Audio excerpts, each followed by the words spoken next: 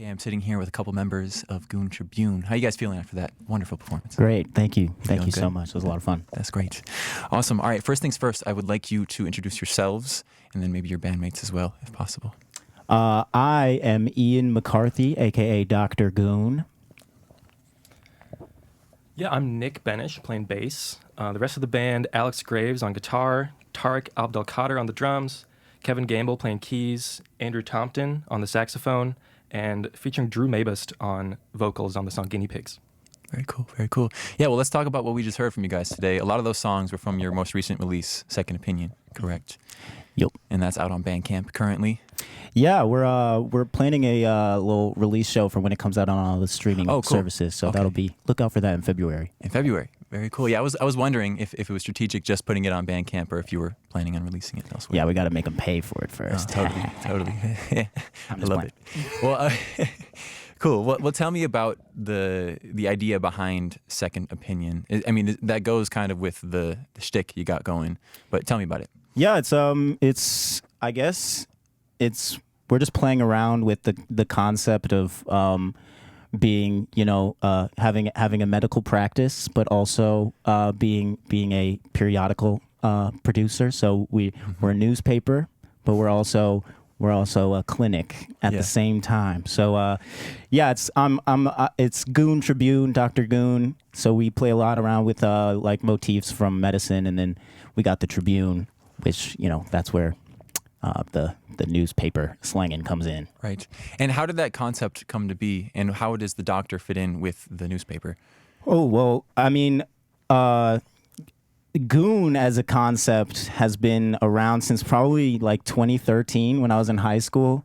Me and my buddies, we would always act a fool wherever we went. So other cliques in the school, they would make fun of us and call us goons. I know goon has a different connotation now, but we're going to go with the 2013 definition. And and then I just started playing around with, making music out of that and having the Dr. Goon as a concept for like a musical persona, basically, because one of my biggest inspirations is the late and great MF Doom, and the way that he was able to separate his real life off stage with the life on stage and create a universe and characters and real storytelling. That's kind of what we're trying to emulate in a way. And I think just this concept is just a basis that we can build on. Yeah, totally. Can you give me like a brief summary of the storyline behind Dr. Goon, who he is and how he became who he is? Well, I went to the U of M, and I did the University of Minnesota Guthrie Theater BFA actor training program, and I was doing Goon Tribune stuff with these guys just in basements, having little basement jams and stuff like that. And at the same time, I was studying Shakespeare and a lot of other classical theater writers. And I don't think that the teachers ever really understood what the heck I was doing. And so I just kind of felt like I was a troublemaker, And also, when I first moved up here, I got the police called on me within 3 days of moving up here. So it's just like feeling like I'm unheard by people who are supposed to be my mentors, and then also, the social justice climate. And that's kind of how you get this, vigilante doctor whose research is rejected by society and who's always on the run from the police. So that's kind of that's a little bit on the nose, but I think that's where it came from. Okay, cool. And would you say that Dr. Goon is evil? Is he misunderstood? Like, tell me about his very character. Misunderstood, I think. Okay. I think he can fall into the trap of progress for progress's sake. Yeah. And so what he thinks he's doing, sometimes it may be wrong. He makes a lot of mistakes, but at the same time, his intentions are good. And I think he's just on the fringes of recognized medicine. I see. Very cool. Awesome. And then, so how do you, for the people who weren't here in person and didn't see your outfit and everything, how do you guys kind of present yourselves in live performances along with the Dr. Goon situation? I usually rock the lab coat and the stethoscope. It's kind of my metal mask, you know what I mean? And These guys just mostly just have fun. I mean, I don't know. They kind of have free reign and do whatever they want. Nick, do you wanna speak on that? I'll just say there's one gig that we had scrubs. Yeah, I was going to ask about that. I remember someone told me about that. Like And hospitals. just scrubs? It was a really hot day. We were at like a kind of a camping, pretty not televised at all. So we all just wore these scrubs and it felt great, but I think we lost them soon after. So That's tragic. yeah. Will they return, the scrubs? Yeah, if we find them. Okay. They were actually hospital gowns, so with the open butt in the back, also just Because it was hot out. You just for had an to let it image in breathe. your mind. Yeah, it was pretty hot. I think they were enjoying themselves way more than I was in this big old lab coat. But Yeah. yeah, open butts. Keep that in mind. Very nice. Awesome. Well, I want to discuss your sound now. I think you guys have a very, very unique sound. I don't know anyone else in this scene that it really comes close to your sound. What artists or groups would you say inspire the sound of Goon Tribune? Yeah, so this band formed when we were roommates, and I met most of these guys in the jazz program, also here at the U of M. Oh, cool. And it was a combination of the songs that he had released on SoundCloud. We just learned the covers, and they were beats that we would learn, and then we were all into a lot of like Robert Glasper, jazz, like kind of neo soul jazz stuff like that. We listened to a lot of Hiatus Coyote. Very nice. Well, you did a little rendition of a Hiatus Coyote song today, didn't you? Yeah, we did. Yeah. We did. Cool. So it was us. It was coming together and being in college in a new space and meeting a lot of new people and hearing a lot of new music. And these days the sound it's really fun to write for this band because I get inspiration from anywhere. It can be a couple of cool chords I hear in a really old jazz piece or like an electronic beat, and I can bring it in.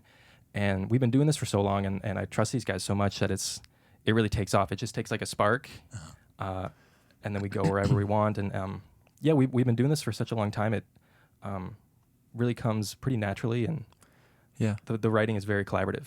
Okay. On the instrumental side.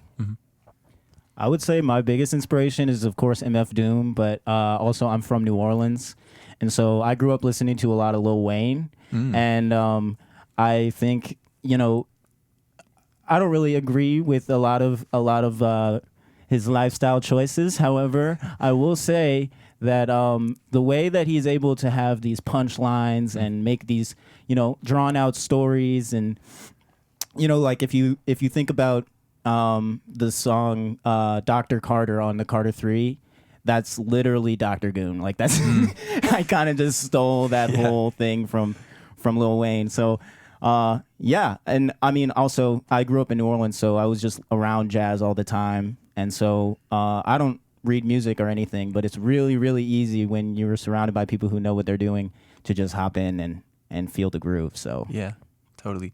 I can definitely hear that Lil Wayne influence. I mean, the wordplay and your punchlines are definitely there. I see it.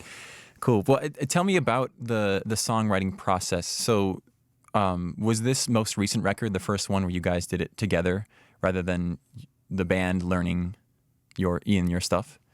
yeah, pretty much. Okay. I think our first little tape is called Goon Sax, and those are all the songs that we would play in our basement way back in the day. Okay. And this one is definitely a lot more collaborative. Nick, do you want to talk about the music writing?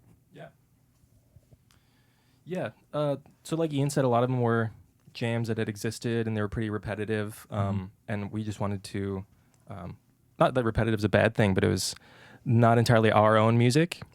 And so this was this new tape that Second Opinion is a lot of our original music and some covers that we've really made our own. And the recording process was actually really fun because I was able to make like a scratch track on my own in my bedroom with a laptop and whatever. Yeah. To a metronome, and I'd send it to our drummer Tarek, and he would add his magic to it, and I'd get this, because we knew the song so well, I'd get this track back of him, and then I would add the real bass to it, and then I'd say, hey Andrew, can you add some sax and some synth? Can we get some guitar? And so we didn't make any of this album like in a studio like we're sitting in right now. Okay. We did it all remotely like that. Oh, cool. And so that made it really fun because there was often when you're in a studio, it's like, okay, we paid, however many dollars for this, and we got 8 hours, which is really not a lot of time. If you've ever been in a studio, it really flies by when you have a lot of songs to do. Totally. And so it was like, all right, I sent this off. Tark's going to get back to me on Sunday night, and then, there's no rush. I can do what I want and try a bunch of things. So the recording process was really fun like that. Yeah, totally. And then Ian, would you write to the music that they sent you, or were you doing it concurrently? How'd that work? A little bit of both. Okay. I think, yeah, a lot of times, like Nick said, where he would just, have hear like the smallest inspiration, he would just kind of loop it and then send me the scratch track, and I would be able to write on that. But most of the time, it would change in the first rehearsal. So like, yeah, okay. I would have to, it's kind of a molding process. But yeah, a lot of it is. Some of the songs I definitely have written before I got the music, but a lot of the times it's just me and Nick collaborating on something small. Cool. Yeah, I was just going to say that it's interesting because a lot of the hip hop we listen to is, MF Doom makes loops and tapes, and it's not usually a band, and so it's been a really interesting challenge to kind of try to imitate the music and the beats that we love so much. Yeah. But then still have fun with it and not just pretend to be a drum machine sitting back here because there's so much talent in this band. And so, yeah, that's like the fine line we walk is how do we sound like an old school tape, a loop that we love so much, but also have fun doing it and put our own creativity into it. Totally. Yeah. Yeah. You're very creative. I mean, we were just talking about your bass situation there with the, what song was that? Where you're doing like the Second siren? Opinion. Yep. Second Opinion. Yeah. Really cool stuff. Yeah.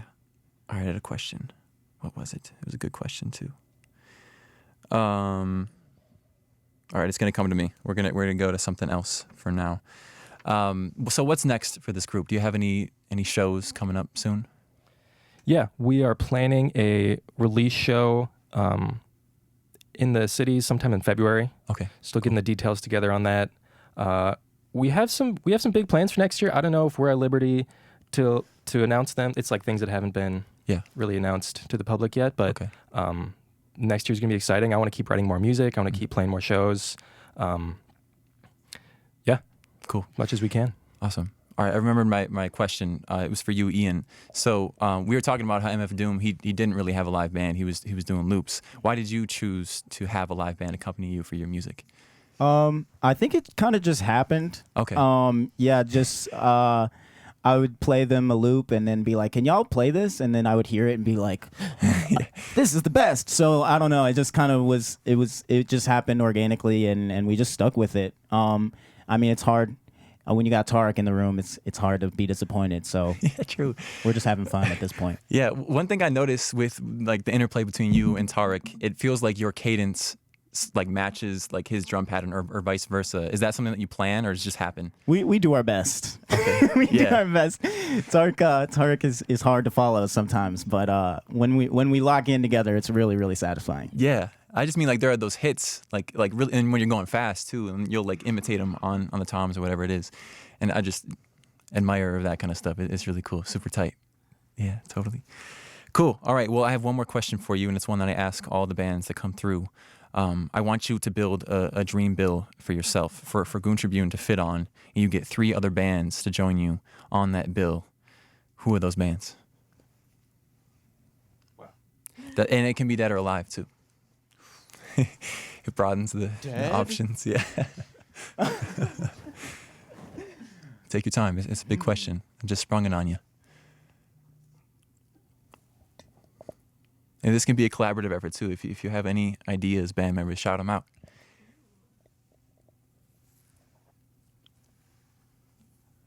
Give it to Haynes.